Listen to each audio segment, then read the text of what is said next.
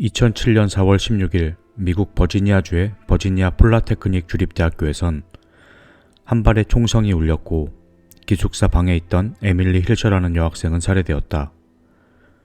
총소리에 놀라 상황을 살피기 위해 달려온 라이언 클라크 역시 현장에서 범인이 쏜 총을 맞고 그 자리에서 사망한다. 범인의 광기는 거기서 멈추지 않았고 기숙사에서 학교로 진입하는 출입문을 준비해온 쇠사슬을 이용해 봉쇄한 후 강의실을 돌며 두 자루의 권총과 준비해온 탄환 400발 중 200여 발 이상을 교수와 학생들을 향해 난사하기 시작했다. 이 범죄 영화와 같은 이야기는 2007년 4월 16일 미국 버지니아 공대 총기 난사 사건으로 미국은 물론이고 전 세계를 충격에 빠뜨렸던 잔인하고 비참한 당시 최악의 총기 난사 사건이었습니다. 그리고 이 사건의 범인은 1984년 대한민국 충남에서 태어난 한국인 조승희였습니다. 사망자 32명, 부상자 29명, 무려 61명의 사상자를 낸 이 최악의 총기 난사 테러를 일으킨 조승희는 경찰이 자신이 있는 곳 가까이 출입문을 부수며 진입하자 스스로 목숨을 끊습니다. 조승희는 한국에서 태어나 8살이었을 때 미국으로 이민을 간 미국 영주권자였는데 중학교 시절부터 심각한 우울증과 선택적 한묵증 진단을 받는 등 어린 나이에 미국에 갔음에도 불구하고 미국 생활에 적응을 하지 못하며 고등학교 졸업 전까지 특수교육과 정신적 치료를 지원받았습니다. 그의 학창시절은 행복하지 않았습니다. 초등학교 시절은 학교에서 돌아올 때마다 다시는 학교에 돌아가고 싶어 하지 않았고 학교 측의 상담 프로그램과 선생님들의 도움으로 학교 생활의 어려움을 이겨내는 듯 보이기도 했습니다. 하지만 중학교 시절부터 심각한 따돌림을 받게 되는데 수줍어하고 뭐든 창피해하는 듯한 행동과 말을 하지 않는다는 이유에서 주위에서 시작된 따돌림은 인종차별적 모욕에 달했고 조승희 스스로 감당할 수 없는 지경의 스트레스를 받아 견디지 못한 그는 선택적 무언증과 우울증이라는 진단을 받으며 중학교에서 역시 정신적 치료를 받는 처지가 됩니다. 고등학생이 된 조승희에게도 학교에서 따돌림과 도를 넘는 놀림은 끊이지 않았고 그때는 오히려 더욱 심해져 물건을 조승희를 향해 던지거나 인종차별적 모욕을 주고 넘어뜨리며 그를 향한 괴롭힘은 더욱 심해져만 갔습니다.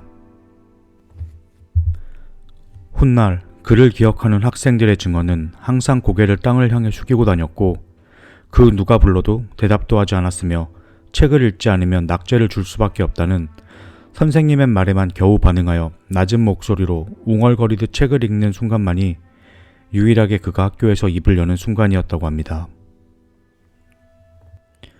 그런 조승희의 모습에 주위의 비난과 조롱은 더욱 심해져 갔고 너희 나라로 돌아가라는 말을 들으며 매일매일을 보냈습니다.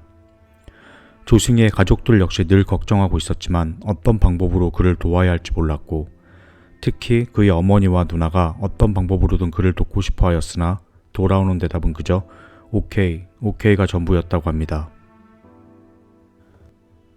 그렇게 말을 하지 않는 동안 혼자만의 상처는 계속 깊어져 갔고 그런 그의 모습을 볼 수 없어 부모님은 교회를 보내 사람들을 만나고 자연스럽게 어울리며 그를 치료해 보려고 했지만 오히려 교회 안에서도 놀림과 따돌림을 당하는 모습이었다고 합니다. 그렇게 암울하고 우울했던 고등학교 시절이 지나고 그는 버지니아 폴리테크닉 주립대학교에 진학을 하게 됩니다. 대학교 2학년 시절 전공을 영문학으로 바꾸면서 니키 지오반이라는 교수의 수업을 듣게 되는데 조승희의 담당 교수였던 지오바니는 얼마 안가 조승희를 자신의 문학 수업에서 제명시키고 학교의 각 관리부서에 연락하여 조승희를 엄중하게 살피고 주시하라는 지시를 내리게 됩니다.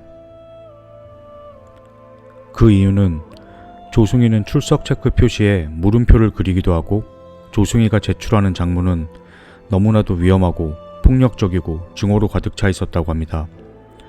훗날 학교에서 총기 난사 사건이 일어났다는 얘기를 전해 듣게 된 지오바니 교수는 직감적으로 이 사건은 조승희가 한 일일 거라고 떠올렸다고 합니다. 조승희는 자신이 8학년이었던 시절 콜롬비아 고교에서 일어났던 총기 난사 사건을 주제로 글을 쓰기도 했고, 크리스티나라는 여학생은 조승희가 자신을 스토킹하고 있다고 학교 측에 알렸는데, 그게 조승희라는 확신은 없었지만 누군가 자신의 문 앞에 조승희가 출석 체크 때 사용하던 물음표를 그리고 갔다고 증언합니다. 한 번은 조승희의 룸메이트였던 앤디 코크가 네가 누군가 스토킹을 한다고 신고가 학교에 다시 한번 들어왔다고 말하자 조승희는 그냥 그 여학생이 노는 아이인 것처럼 보였고, 그 여학생이 괜찮은지 확인하고 싶어서 간 것뿐이었다. 그 여학생에게 자신을 안녕 난 물음표야 라고 소개해 그 여학생이 좀 놀란 것 같다라고 말하기도 하였습니다. 조승희의 룸메이트였던 앤디 코크는 그저 수줍음이 많은 학생이라고 처음에 생각했지만, 조승희에겐 상상 속의 여자친구 젤리가 있었고 젤리는 슈퍼모델 출신이라고 소개했습니다. 어느 날은 젤리와 사랑을 나누고 있다며 문을 열어주지 않기도 했다고 합니다.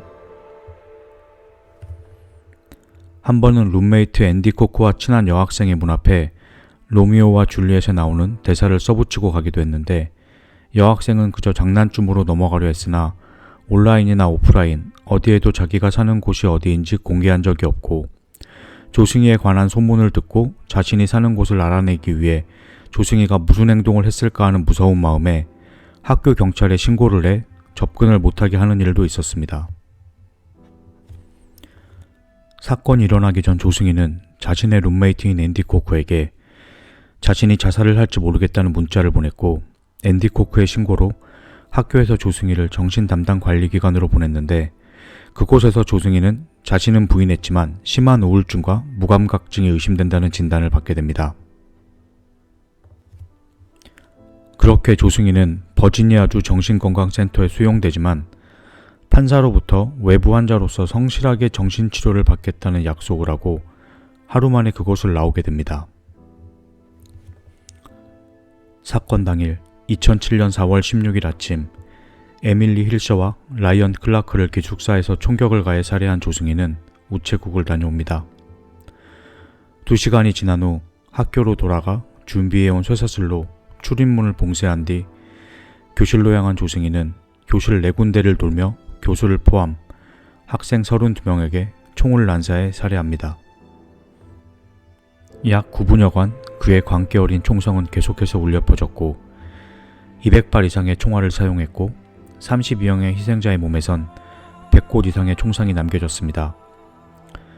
생존자들의 증언에 의하면 학생들이 힘을 모아 문을 막아서 그의 진입을 막으면 다른 장소로 이동하며 이미 쓰러진 죽은 학생들을 향해 총을 쏘고 총을 쏘기 전 안녕 잘 지냈지 하고 물었다고 합니다.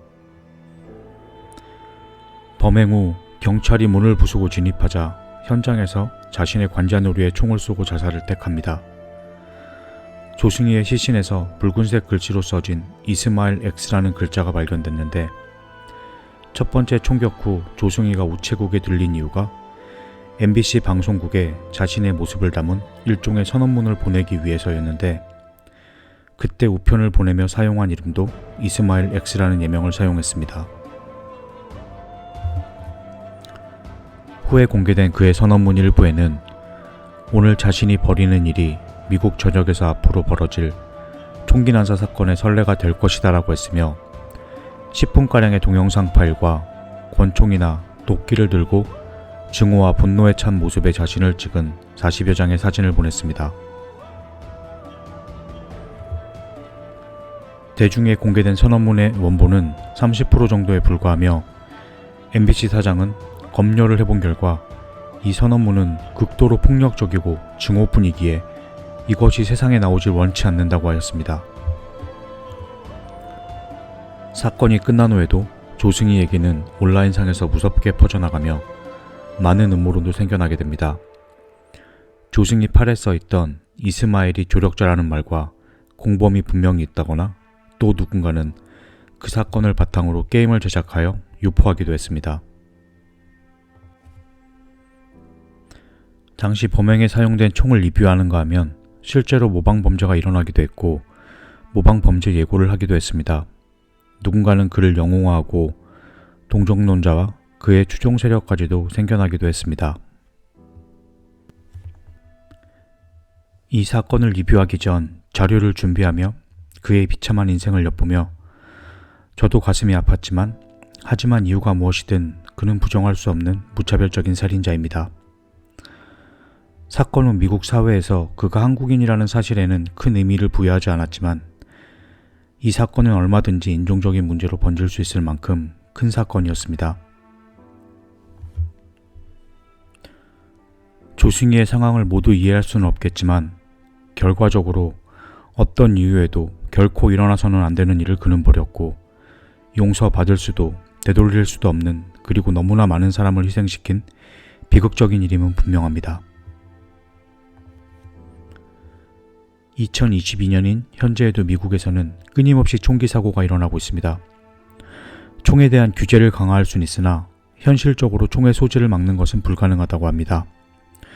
먼저 미국이란 나라가 어떻게 세워졌는지 알아야 하고 사람의 수보다 총의 수가 더 많으니 자신과 가족을 보호하기 위해서도 필요하며 총이 위험한 것이 아니라 위험한 사람이 총을 가졌을 때가 위험한 것이다 라고 설명합니다. 그렇다면 부디 이런 비극적인 일들이 다시는 일어나지 않도록 좀 더 강력한 규제와 정신적으로 고통을 받는 사람들을 위한 치료와 주위의 보살핌이 더 필요한 때가 지금이 아닐까라고 생각합니다. 사건으로 희생된 모든 고인의 명복을 빌며 오늘 영상을 마치겠습니다. 시청하여 주셔서 감사합니다.